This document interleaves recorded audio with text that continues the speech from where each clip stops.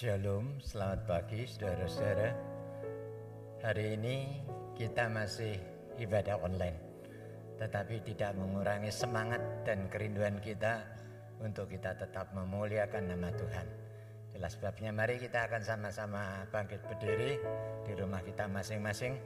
Kita akan menyerahkan ibadah kita sepenuhnya ke dalam tangan pimpinan Tuhan. Bahwasanya pertolongan kita datangnya dari Allah Bapa, Khalik langit bumi dengan segala isinya, yang memelihara dengan kasih setianya, dan yang tidak pernah meninggalkan perbuatan tangannya. Turunlah ke atas saudara-saudara semua, anugerah dan sejahtera dari Allah Bapa dan Tuhan kita Yesus Kristus, sementara kita beribadah kepadanya. Amin. Shalom. Selamat pagi, sidang jemaat dimanapun berada. Bersyukur buat kasih karunia Tuhan yang selalu baru buat kita semua. Bapak Ibu, tiba saatnya pagi hari ini dengan kekuatan penuh, semangat yang baru, kita akan tetap memuji, menyembah Allah kita yang luar biasa. Haleluya. Engkau sungguh baik buat kami semua Tuhan.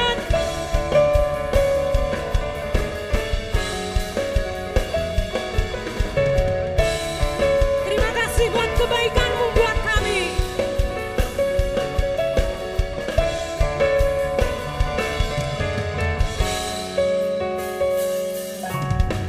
Tiba saatnya kami berkumpul bersatu dari segenap suku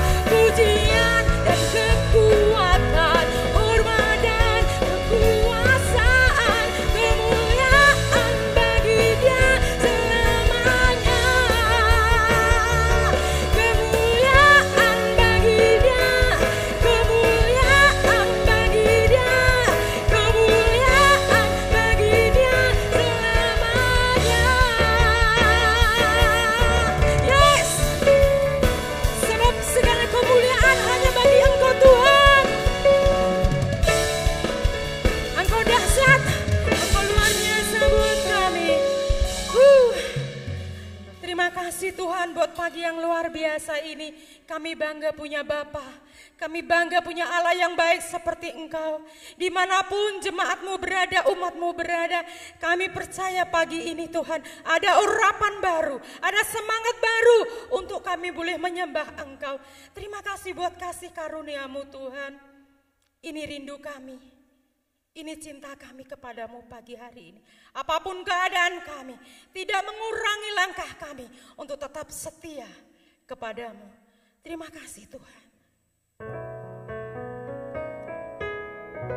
Oh Tuhan Yesus, kerinduan hatiku,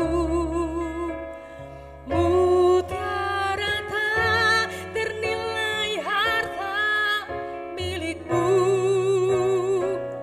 keindahanmu memudarkan dunia, di mataku Engkau termulia. Oh Tuhan Yesus,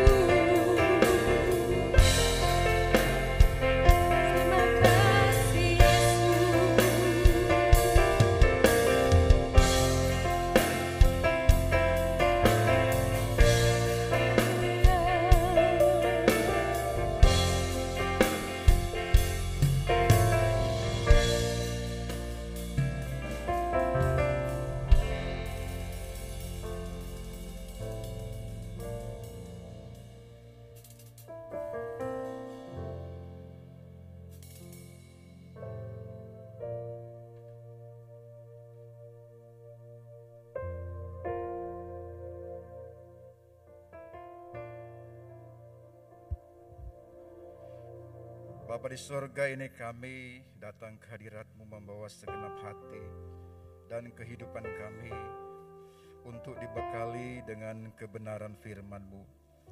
Kiranya setiap pujian dan pengagungan yang sudah kami persembahkan kepada Tuhan pagi hari ini menjadi dupa yang harum di hadapan Tuhan.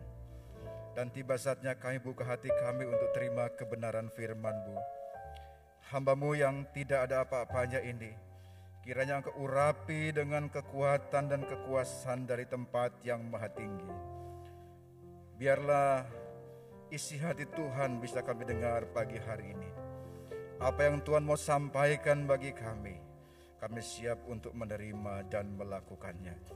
Sebab itu, urapi kami semua sidang jemaat Tuhan dimanapun mereka berada dalam mengikuti ibadah online pada pagi hari ini.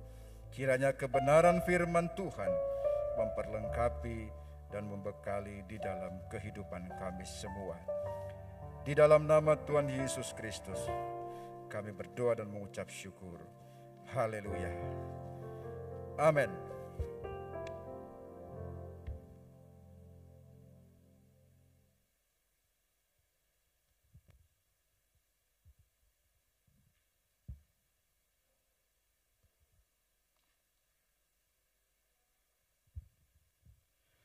Shalom, selamat pagi Bapak Ibu Saudara yang kekasih dalam Tuhan.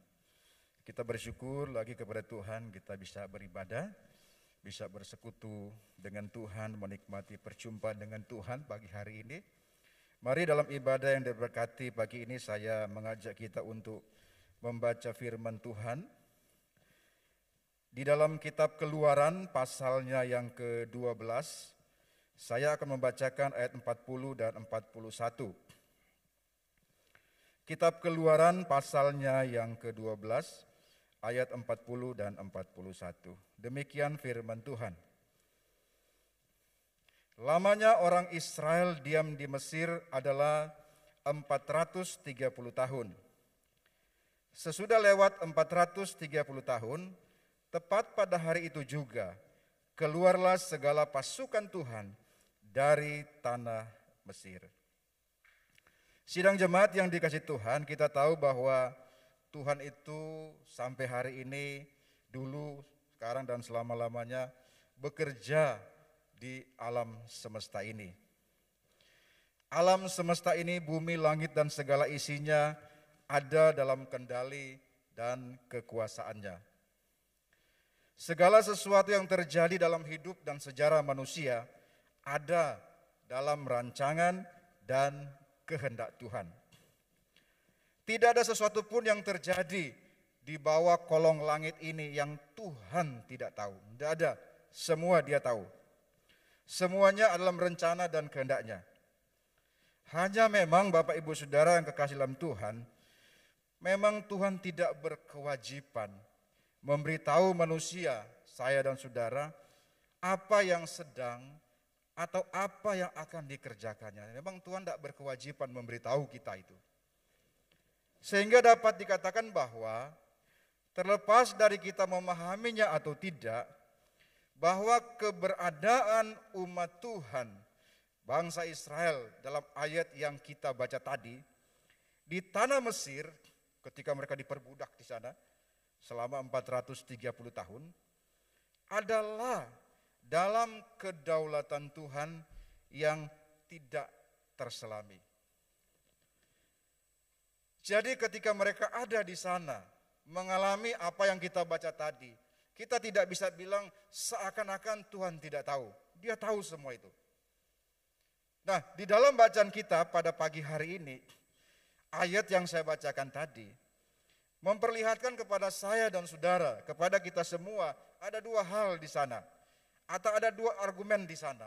Atau ada dua pertanyaan di sana. Yang pertama, apakah Tuhan memang sudah menentukan atau merencanakan bahwa bangsa Israel akan diperbudak di Mesir selama 430 tahun itu, baru kemudian mereka akan dibebaskan Tuhan? Apakah memang Tuhan sudah merencanakan begitu? Bahwa nanti bangsa Israel akan diperbudak di sana. Jauh-jauh hari Tuhan sudah merancangkan nanti akan ada bangsa Israel yang nanti akan berbudak di sana selama kira-kira 400 tahun. Apakah memang begitu? Atau argumen yang kedua, apakah Tuhan harus menunggu selama 400 tahun sampai muncul seseorang yang tepat, yang sesuai dengan kehendak Tuhan untuk menjadi pembebas bagi umatnya dari perbudakan? Apa Tuhan harus nunggu? Sepertinya Tuhan sudah berniat kok segera melepaskan umatnya dari pembebasan di Mesir. Tapi karena orang yang tepat itu belum ada, sehingga harus atau terpaksa harus menunggu 400-an tahun baru muncul orang yang sesuai dengan kriterianya Tuhan. Apakah begitu? Nah, untuk memahami argumen atau pertanyaan ini, mari saya ajak kita untuk melihat ayat-ayat referensinya. Untuk pertanyaan yang pertama, kita lihat ayatnya di dalam Kitab Kejadian pasalnya yang ke-15, ayat 13 dan 14. Kitab Kejadian 15, ayat 13 dan 14. Ini perkataan Tuhan atau firman Tuhan kepada Abraham. Begini, firman Tuhan kepada Abraham, ketahuilah dengan sesungguhnya bahwa keturunanmu akan menjadi orang asing dalam suatu negeri yang bukan kepunyaan mereka, dan bahwa mereka akan diperbudak dan dianiaya 400 tahun lamanya. Tetapi bangsa yang akan memperbudak mereka akan kuhukum, dan sesudah itu mereka akan keluar dengan membawa harta benda yang banyak. Ayat ini ditegaskan kembali dalam Perjanjian Baru. Dalam kitab Kisah Para Rasul pasalnya yang ke-7 ayat yang ke-6, begini firman Tuhan. Beginilah firman Allah, yaitu bahwa keturunannya, maksudnya keturunan Abraham, akan menjadi pendatang di negeri asing, dan bahwa mereka akan diperbudak dan dianiaya 400 tahun lamanya. Jarak dari Abraham sampai ke Musa itu ratusan tahun, lebih daripada 500 tahun. Bahkan Tuhan belum memberikan anak kepada Abraham. Sudah dikasih tahu duluan, keturunanmu. Tidak disebutkan memang nanti yang akan jadi 12 suku itu. Tapi keturunanmu yang nanti akan melahirkan Abraham, Ishak, Yakub dan 12 suku itu akan diperbudak selama 400 tahun. Secara gamblang kita akan mengatakan seolah-olah Tuhan sudah rancangin nanti Abraham, kamu tak berkati anaknya banyak-banyak, keturunanmu seperti pasir di laut dan bintang di langit. Tapi nanti 400 tahun mereka di masa yang akan datang, selama 400-an tahun mereka akan dianiaya dan diperbudak oleh suatu bangsa, tidak disebut Mesir. Itu baru terjadi kira-kira 500 tahun kemudian. Dari ayat ini dalam Kejadian pasal 15 sampai dalam kitab Keluaran yang saya bacakan pertama tadi, itu jaraknya lama sekali. Lebih dari 500 tahun. Baru kemudian terjadi. Itu argumen yang pertama. Seolah-olah, seakan-akan Tuhan sudah memang merencanakan nanti bangsa Israel ini nanti akan diperbudak. Kalau kita membaca sepintas lalu seperti itu. Lalu kita lihat argumen yang kedua. Apa sih argumen yang kedua yang saya bacakan tadi? Apakah Tuhan harus menunggu selama 400 tahun sampai muncul orang yang tepat, orang yang sesuai dengan kehendak Tuhan? Tuhan tidak menginginkan mereka atau Tuhan tidak mau mereka dianiaya sedemikian lama. Tapi orang yang sesuai dengan apa yang Tuhan mau baru muncul 400 tahun kemudian. Mari kita lihat ayat-ayatnya. Kita membuka di dalam atau membaca di dalam kitab Keluaran pasal yang ketiga, Keluaran 3, ayat 9 sampai 11. Ini percakapan Tuhan dengan Musa ketika Musa di Midian, ketika dia sedang menggembalakan domba, lalu dia melihat api, semak yang terbakar, semaknya enggak terbakar, tapi api dalam semak yang menarik buat dia, lalu dia pergi lihat, dan ternyata itu adalah wujud dari penampakan Tuhan. Lalu terjadi percakapan ini. Ini diantaranya. Keluaran 3, 9, 11. Sekarang, ini kata Tuhan, sekarang seruan orang Israel telah sampai kepadaku. Juga telah kulihat betapa kerasnya orang Mesir menindas mereka. Jadi sekarang pergilah, aku mengutus engkau kepada Firaun untuk membawa umatku orang Israel keluar dari Mesir. Tetapi Musa berkata kepada Allah, siapakah aku ini? Maka aku akan menghadap Firaun dan membawa orang Israel keluar dari Mesir. Kita sambung Keluaran 4 ayat 13-14. Tetapi Musa berkata, Tuhan, utuslah kiranya siapa saja yang patut kau utus. Maka bangkitlah murka Tuhan terhadap Musa dan ia berfirman, bukankah di situ Harun orang Lewi itu kakakmu? Aku tahu bahwa ia pandai bicara. Lagi pula ia telah berangkat menjumpai engkau dan apabila ia melihat engkau, ia akan bersukacita dalam hatinya. Kalau kita membaca Keluaran 3 dan 4 ini, kita akan menemukan bahwa ketika Musa diutus oleh Tuhan, melalui perjumpaannya lewat nyala api yang menarik perhatiannya itu, kita akan menemukan bahwa Musa sebenarnya sudah berkali-kali menolak. Ketika dia diutus Tuhan, dia tidak bilang, oh puji Tuhan, terima kasih. Tidak begitu. Oh saya segera berangkat, siap Tuhan. Tidak begitu. Dia menolak. Tapi Tuhan tetap bersikeras mengutus Musa. Kalau kita perhatikan sebenarnya keberatan yang disampaikan atau alasan disampaikan Musa, yang pertama dia merasa tidak layak. Kan dia ngomong, siapakah aku ini? Maka aku akan menghadap Firaun dan membawa orang Israel keluar Mesir. Dia merasa tidak layak, tidak pantas. Memangnya saya ini siapa? Lalu yang kedua, tapi kemudian Tuhan jawab kalau kita membaca. Bapak Ibu kalau punya kesempatan coba baca di nanti Keluaran 3 dan 4. Lalu kemudian alasan kedua, setelah Tuhan bisa menjawab keberatannya yang pertama, dia menyampaikan keberatan yang kedua, yaitu bahwa dia kesulitan untuk membuktikan bahwa ya memang diutus Tuhan. Dia akan ngomong begini, apabila aku mendapatkan orang Israel dan berkata kepada mereka, Allah nenek moyangmu telah mengutus aku kepadamu. Dan mereka bertanya kepadaku, bagaimana tentang namanya?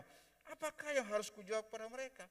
Nanti kalau saya datang pada mereka, saya diutus oleh Tuhanmu loh, Tuhan kita, untuk membebaskan kamu dari perbudakan di Mesir. Mereka akan bilang, siapa yang diutus kamu, siapa namanya? Lalu saya mau jawab apa? Tapi kemudian Tuhan jawab lagi, ada argumentasinya dipatahkan lagi oleh jawaban Tuhan. Tapi dia tidak berhenti lagi, menolak lagi. Alasan ketiganya adalah dia takut ditolak oleh bangsa Israel. Dia ngomong begini, bagaimana jika mereka tidak percaya kepadaku dan tidak mendengarkan perkataanku? Tuhan sudah memberi jawaban yang keberatan kedua, dia sampaikan lagi yang ketiga. Lalu bagaimana kalau mereka tidak percaya? Meskipun saya bisa menjawab pertanyaan mereka, menjawab apa yang mereka minta buktikan, tapi bagaimana kalau mereka tidak percaya? Dan yang tidak mendengarkan, meskipun saya bisa menjawab ke pertanyaan mereka, tapi mereka tidak percaya, bagaimana? Lalu Tuhan kasih lagi jawabannya, argumentasinya dijawab lagi oleh Tuhan. Tapi dia tidak berhenti lagi, dia ngomong lagi. Dia katakan, Tuhan, aku ini tidak pandai bicara. Bagaimana saya mau ngomong, saya nggak pandai bicara. Dia nolak lagi, Tuhan jawab lagi. Sampai yang kelima, dia kehabisan alasan. Sudah semua keberatan, alasan yang dia tahu, yang bisa dia kemukakan, dia sampaikan, tetap saja. Sampai dia ngomong begini terakhir, dalam Keluaran 4:13 yang saya baca tadi. Tuhan, utuslah kiranya siapa saja yang patut kau utus. Dia sudah kehabisan alasan. Semua yang dia tahu dia sampaikan. Intinya dia tidak mau sebenarnya. Sampai dia ngomong, Tuhan utuslah, kalau pakai bahasanya saya, Tuhan utuslah siapa saja yang patut kau utus. Jangan saya pokoknya, yang lain saja.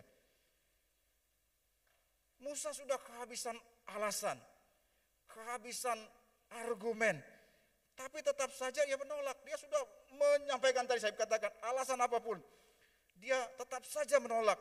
Sampai tadi kan Tuhan marah kepada Musa, maka bangkitlah murka Tuhan terhadap Musa.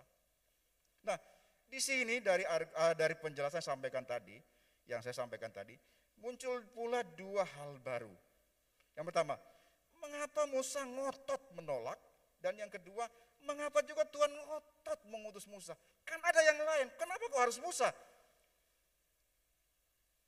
Kan banyak orang Israel atau siapa saja. Tuhan kan berdaulat, dia bisa pilih siapa saja.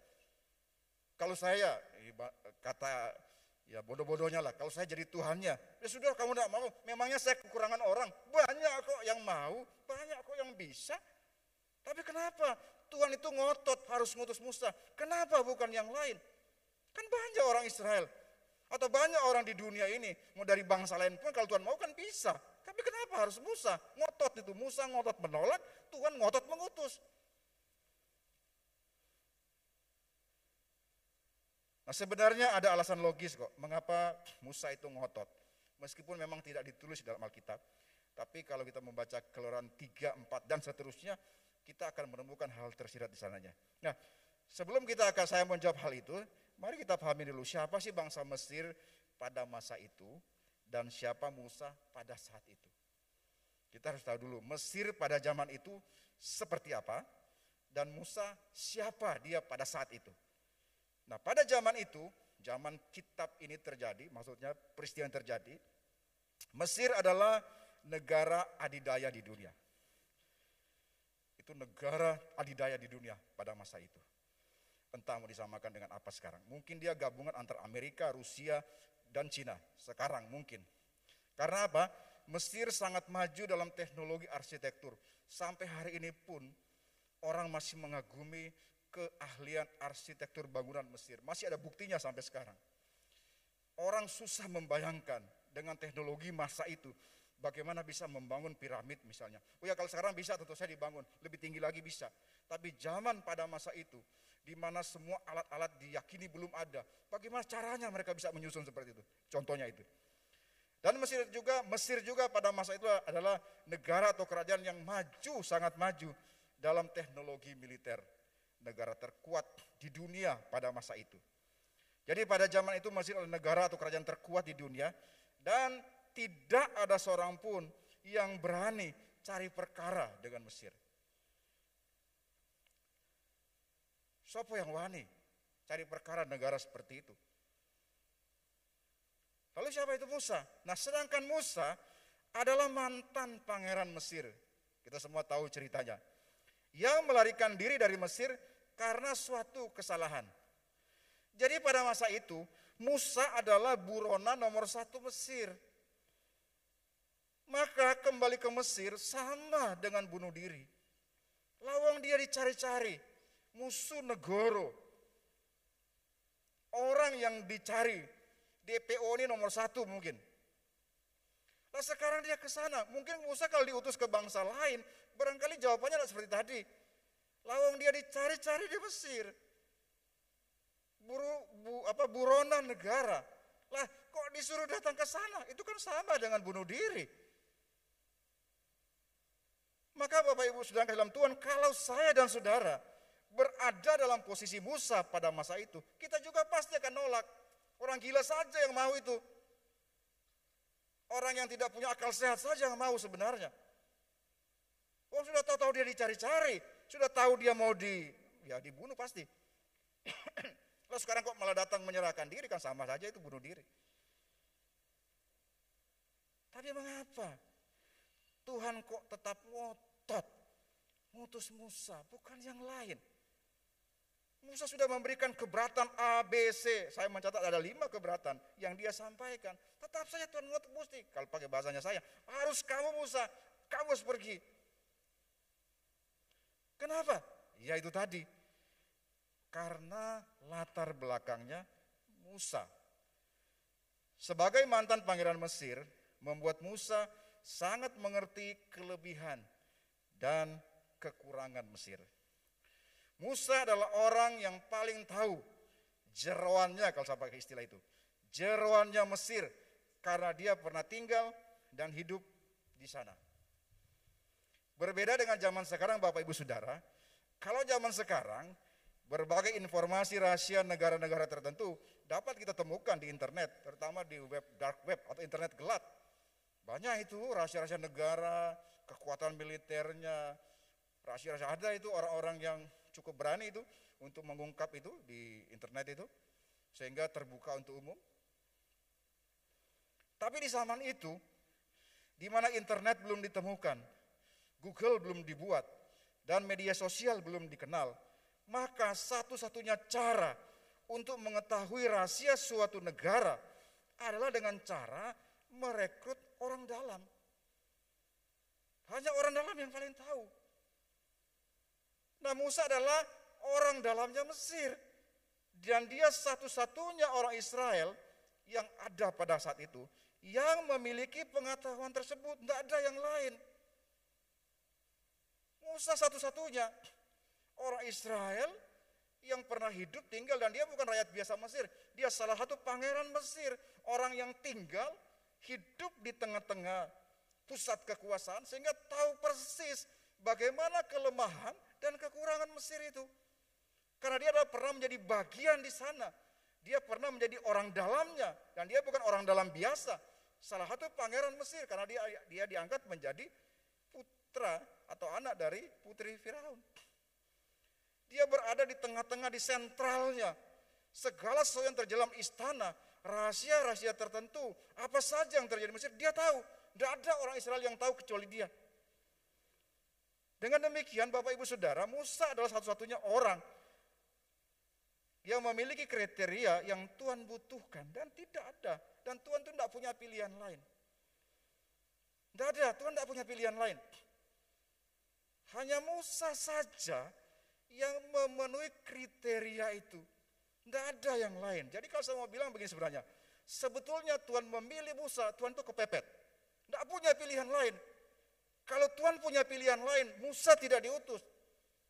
Tuhan tidak punya pilihan lain karena hanya Musa satu-satunya orang dalam yang bisa direkrut untuk bisa membebaskan mereka, bangsa Israel, dari perbudakan. Tuhan tidak punya pilihan lain. Di masa itu tidak ada orang yang memiliki kriteria dan spesifikasi atau apapun istilahnya yang Musa miliki. Hanya dia yang punya. Maka Tuhan mau tidak mau. Nah, kembali kepada argumen tadi. Yang pertama tadi, apakah memang Tuhan sudah merencanakan, menentukan bahwa bangsa Israel akan diperbudak di Mesir selama 400 tahun, baru kemudian Tuhan bebaskan? Apa begitu? Jawabannya enggak, tidak. Tuhan tidak pernah merencanakan yang buruk bagi umatnya. Tapi Tuhan tahu bahwa di masa depan umatnya akan memberontak kepadanya dan mereka akan dihukum. Tuhan tidak merencanakan yang buruk kepada umatnya. Tuhan tidak merencanakan perbudakan itu. Tidak. Tapi Tuhan tahu, dia akan menguasai masa depan. Dia tahu satu waktu nanti umatnya ini akan memberontak kepadanya dan mereka akan dihukum Tuhan. Tuhan sudah melihat masa depan. Itu sama seperti Tuhan juga tidak merencanakan Adam dan Hawa jatuh dalam dosa. Tuhan tahu enggak, kalau ditanya, Tuhan tahu enggak Hawa akan jatuh dalam dosa lalu Adam ikut-ikutan? Oh ya pasti Tuhan tahu. Tapi Tuhan tidak merencanakan. Tapi Tuhan sudah tahu itu. Karena dia Tuhan yang menguasai baik masa lalu, masa kini, maupun masa depan. Atau juga Tuhan tahu enggak Yudas akan mengkhianati Yesus? Ia tahu. Sama seperti Bapak Ibu Saudara, Tuhan juga sudah tahu bahwa pada tahun 2019 akan muncul pandemi virus corona yang melanda dunia. Tidak mungkin Tuhan tidak tahu itu. Dia tahu itu. Kenapa? Karena dia Allah yang menguasai masa depan. Nah, tapi timbul pertanyaan, kalau begitu, nah kalau Tuhan sudah tahu semua peristiwa buruk tersebut di atas, dapatkah Tuhan mencegah supaya tidak terjadi? Kan dia sudah tahu. Bisakah Tuhan cegah itu supaya Adam dan Hawa tidak jatuh dalam dosa, supaya Yudas tidak mengkhianati Tuhan Yesus, supaya corona tidak muncul di tahun 2019? Bisa Tuhan mencegah supaya tidak terjadi? Jawabannya ya bisa. Dapat, mengapa tidak bisa? Tuhan bisa mencegah hal-hal itu supaya tidak terjadi. Bisa, kenapa tidak bisa? Namun topik ini membutuhkan penjelasan yang panjang lebar. Pada hari ini saya tidak bicarakan hal itu. Saya kembali kepada argumen yang kedua. Apakah Tuhan harus menunggu sekian lama supaya muncul orang yang tepat baginya? Jawabannya iya, betul. Tuhan kadang menunggu sekian lama sampai muncul orang yang tepat baginya. Tuhan tidak keberatan menunggu sekian lama. Sebab apa? Sebab tidak ada rencana yang gagal. Lama pun tidak masalah. Karena tidak ada rencana yang gagal. Nah, pelajaran apa yang bisa kita ambil dari kisah ini? Yang pertama, Tuhan itu sangat sabar. Dia sangat sabar menunggu sekian lamanya sampai genap waktunya. Kalau Bapak Ibu membaca Alkitab, suka ada kalimat begini. Hingga genap waktunya, hingga tiba saatnya. Atau supaya genaplah yang difirmankan oleh Tuhan. Tuhan itu sabar, dia tunggu. Sampai muncul orang yang sesuai dengan kriterianya. Meskipun lama dia tunggu. Oh kan Tuhan hidup abadi. Tidak masalah berapa lama, Tuhan tetap tunggu. Yang kedua, Tuhan tidak pernah sembarangan dalam memilih orang untuk melaksanakan tugas dan rencananya. Dia memilih orang yang tepat, meskipun harus menunggu lama untuk hal itu. Tuhan mau melakukan itu. Ketika Tuhan memilih Musa, memang tadi saya katakan, hanya dia yang memenuhi kualifikasi dan kriteria yang sesuai. Kenapa Tuhan tidak pilih yang lain? Ya memang tidak ada. Pemilihan Musa lah yang tepat, satu-satunya orang yang tepat pada zaman itu. Tidak ada yang lain, memang tidak ada. Tuhan tidak bilang, ya sembarangan bisa kok, yang penting saya bisa bikin dia jadi kok. Tidak ada gitu, Tuhan tidak begitu. Tuhan selalu memilih orang yang tepat. Nah kadang-kadang orang yang tepat itu harus nunggu sekian lama. Tapi tidak masalah buat Tuhan. Bukan soal waktu, tapi tepat. Karena kalau Tuhan pilih orang yang salah, kadang-kadang memperbaiki kesalahan itu butuh waktu lebih lama daripada menunggu orang yang tepat yang tidak melakukan kesalahan itu. Yang ketiga, Tuhan tidak pernah dalam tanda petik mengkarbit kemampuan dan kapasitas seseorang. Tuhan tidak serta-merta membuat orang itu jadi. Contohnya tadi, Musa bilang kan, udah yang lain saja. Atau katanya bilang gini, ya Harun kek, ya siapa kek. Kan Tuhan kan bisa membuat, Tuhan kan bisa kalau menurut pandangan kita, membuat Harun tiba-tiba sepintar Musa. Tuhan kan bisa mengcopy pastekan pengetahuan Musa, dipastekan kepada Harun, kan bisa. Harun yang tidak tahu apa-apa tentang Mesir, bagaimana jeroannya Mesir, kan bisa. Tuhan kan mampu melakukan itu. Tiba-tiba Harun langsung pintar begitu. Langsung tahu segala sesuatu tentang Mesir. Kan bisa. Apa sulitnya buat Tuhan melakukan itu? Tapi kita lihat dia tidak begitu cara kerjanya. Tuhan tidak mengkarbit seseorang atau membuat orang yang tidak bisa, lalu tiba-tiba bisa. Musa tumbuh dan dibentuk dengan proses alamiah sebagaimana seharusnya. Nah, semua pengalaman buruk kita tahu siapa itu Musa. Yang dialami Musa dalam hidupnya, sesungguhnya itu adalah proses alamiah yang membuat atau membentuk dia menjadi pembebas bagi umat jadi masa akan datang. Ketika dia dibuang di sungai Nil, ketika dia diangkat menjadi anak oleh putri Firaun, ketika dia membela umatnya, membunuh orang Mesir itu, lalu kemudian dia ketahuan, dia lari jadi buronan, lari ke Midian. Semua itu adalah proses alamiah yang kita tahu diberikan kesempatan oleh Tuhan.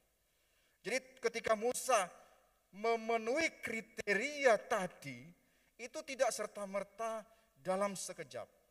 Dan tidak serta-merta simsalabim. Tapi melalui proses alamiah yang sengaja Tuhan izinkan. Saya percaya itu sengaja Tuhan izinkan. Dia satu-satunya orang yang, ya mungkin tidak satu-satunya, tapi sekian sedikit orang yang selamat dari pembantaian bayi. Malah dia dihanyutkan ke sungai, ketemu masuk ke sarang buaya kan begitu. Ke sarang perintah itu keluar, ke sarang Firaun. Justru dia bukan dibunuh di sana. Putri Firaun kan tahu itu bahwa itu Musa itu bayi Israel. Tapi kenapa dia tidak dibunuh? Ya itu tadi proses Tuhan. Tuhan izinkan itu terjadi. Nah Bapak Ibu Saudara kasih dalam Tuhan, di dalam kita pun, kehidupan kita pun begitu. Banyak kita yang mau berhasil, banyak kita yang mau sukses, tapi kita tidak mau mengikuti prosesnya. Dan Tuhan tidak pernah mengkarbit seseorang. Kita memang manusia maunya instan. Maunya begitu. Tuhan berkati usaha saya, tiba-tiba orang datang belanja banyak sekali. Memang maunya begitu. Tapi tidak begitu caranya Tuhan. Kita harus mengikuti proses biasanya. Proses pertolongan Tuhan, harus kita ingat ya. Pertolongan Tuhan itu tidak menghilangkan faktor manusia. Ingat itu. Pertolongan Tuhan tidak menghilangkan faktor manusiawi. Kalau saudara, Bapak Ibu Saudara mau sukses dalam berdagang misalnya, prinsip-prinsip dagang itu harus dijalankan dengan benar. Kalau kita mau berhasil dalam segala sesuatu, prinsip-prinsip alamiahnya itu harus dilakukan. Tidak bisa tiba-tiba kemudian kita katakan dalam nama Yesus terjadi. Tidak bisa. Memang Tuhan punya rencana hal-hal tertentu. Tapi lebih daripada itu, semua pada kehendak Tuhan. Musa mengalami hal itu, mengikuti proses alamiahnya, dan tepat pada waktunya sesuai dengan waktu dan rencana Tuhan, dia menjadi orang satu-satunya yang memenuhi kriteria dan dipakai Tuhan menjadi pembebas bagi umatnya di masa yang akan datang. Amin. Tuhan Yesus memberkati kita semua. Mari kita berdoa. Bapa di surga, kami bersyukur untuk kebenaran firman Tuhan. Hamba-Mu boleh berhenti berbicara, tapi Engkau meteraikan kebenaran firman Tuhan di dalam kehidupan kami. Jabarkan lebih luas, lebih jauh, sesuai pola pikir dan pengertian kami Tuhan.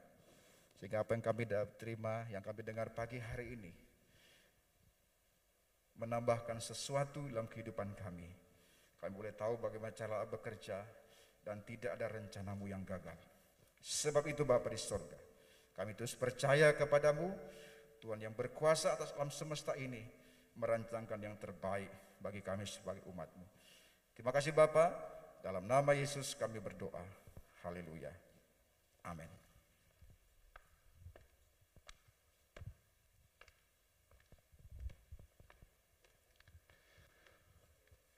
Mari pagi hari ini kita akan berdoa untuk saudara-saudara kita yang berulang tahun. Mari kita akan berdoa. Bapa, kami bersyukur pagi hari ini kami sudah Engkau berkati dengan firman Tuhan.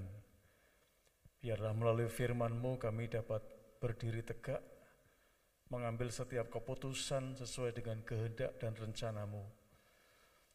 Lebih hari ini kami berdoa untuk saudara kami yang berulang tahun, dari tanggal 16 sampai dengan tanggal 22 Agustus. Biarlah ini menjadi sebuah momentum yang tidak pernah mereka lupakan, karena mereka ada di dunia ini karena Tuhan. Ada banyak hal yang terjadi sampai detik hari ini, tetapi kami percaya di hari yang istimewa ini, Engkau juga yang akan hadir untuk menyatakan kehendak rencana-Mu yang sempurna atas hidup rumah tangga mereka, atas kehidupan usaha pekerjaan mereka. Bapa, Engkau memberkati dengan kesehatan stamina yang prima. Engkau memberkati dengan umur yang panjang, bahkan kebahagiaan, kesuksesan senantiasa menyertai dalam setiap langkah hidup mereka. Apa yang mereka kerjakan Engkau buat berhasil. Di tengah-tengah tantangan sekalipun, tidak ada yang mustahil bagi orang yang percaya. Tuhan memberkati mereka yang berulang tahun. Terpujilah Engkau Tuhan, Engkau terus yang akan memproteksi keluar masuk mereka dimanapun saudara kami berada. Perlindungan Tuhan nyata. Terima kasih Bapa. Sekarang kami berdoa untuk jemaat-Mu yang sedang mengalami kelemahan tubuh. Dari tempat ini, dari rumah-Mu ini Tuhan, kami sehati berdoa di dalam nama Yesus.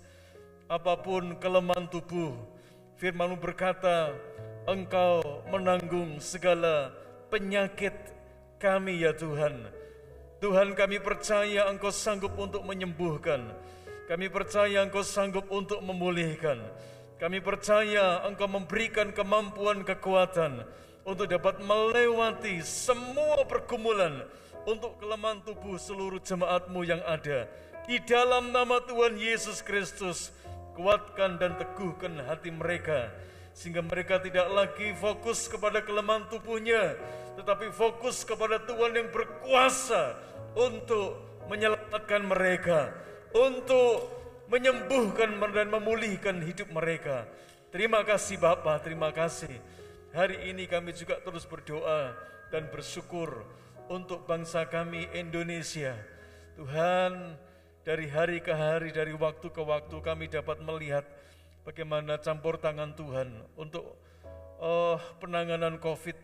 Bapak, kami berdoa bersyukur karena Tuhan terus memulihkan daerah demi daerah yang ada di Indonesia.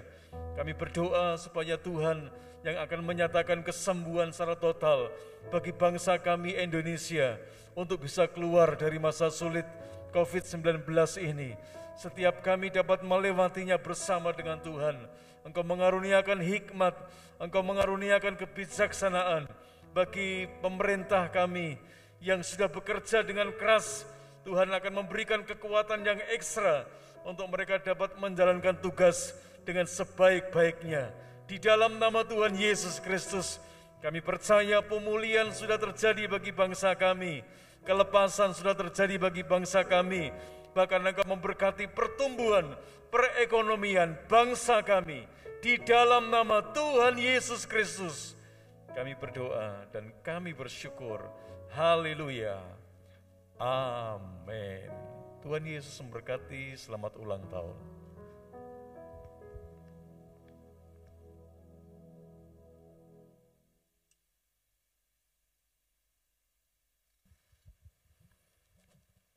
Ya, kita pada saat ini sudah menyelesaikan seluruh rangkaian ibadah di rumah kita masing-masing. Saudara, kita bersyukur kepada Tuhan untuk kesempatan yang indah yang masih diberikan Tuhan kepada kita semua. Kita sama-sama akan mengakhiri ibadah pada saat ini. Kita serahkan sepenuhnya ke dalam tangan pimpinan Tuhan diri kita masing-masing. Kami bersyukur dan kami berterima kasih kepada-Mu Tuhan untuk kasih setiamu yang begitu luar biasa yang Engkau berikan kepada kami. Dan hari ini kami juga bersyukur dan berterima kasih kepada Tuhan karena Tuhan sendiri yang sudah memberkati kami sehingga memungkinkan kami bisa memberikan persembahan guna pekerjaan daripada Tuhan. Kiranya pekerjaan Tuhan ini akan makin berkembang oleh karena kerinduan kami sebagai orang-orang percaya mendukung di dalam doa dan sekaligus dengan berkat-berkat yang kami terima daripada Tuhan, kami kembalikan ke rumah-Mu. Tuhan, kiranya Engkau akan kuduskan persembahan kami pada saat ini sehingga akan menjadi kelancaran bagi pekerjaan Tuhan di tempat kami beribadah. Kami percaya Tuhan kalau kami sertai dengan ketulusan hati dan dengan penuh sukacita, maka Tuhan sendiri yang akan memberkati kami dengan berkelimpahan. Supaya kami boleh senantiasa bersyukur bahwasanya untuk selama-lamanya kasih setiamu di dalam kehidupan kami. Terima kasih Tuhan, kami yakin dan percaya Tuhan bukan hanya sekedar mendengar doa kami, tetapi Engkau Tuhan yang mendengar dan menjawab segala permintaan doa kami. Terima kasih Tuhan, sekali lagi kami bersyukur untuk pimpinan Tuhan dari awal sampai akhir ibadah ini boleh berjalan dengan baik, lancar, dan diberkati oleh Tuhan sendiri. Saudara-saudara, kita mengakhiri ibadah pada saat ini. Kami serahkan sepenuhnya ke dalam tangan pimpinan Tuhan akan diri kami masing-masing. Biarlah berkat damai sejahtera dari Allah Bapa, kasih setia dan rahmat dan persekutuan Tuhan Yesus Kristus dan Roh Kudus akan tetap tinggal dan menyertai di dalam kehidupan saudara semua, mulai pagi ini dan sampai selama-lamanya. Amin.